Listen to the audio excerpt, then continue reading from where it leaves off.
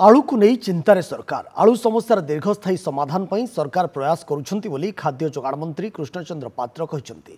आलू उत्पादन काम होउछि कृषि विभाग आम विभाग काम सुषम मंटन खाद्य जोगाण विभाग समवाय विभाग कृषि विभाग मिलित बैठक डाकिबाकू उपमुख्यमंत्री को प्रस्ताव दि जायछि। आलू स्थिति सुधारिबा एथर बहुत बिहन चाषी को जोगाई दि जायछि। जेपरि अन्य राज्य उपरे आलू पई निर्भर करबाकू पड़िबो नाही से नहीं सरकार दीर्घस्थायी योजना करुछंती बोली कहिसंती खाद्य जोगाण मंत्री।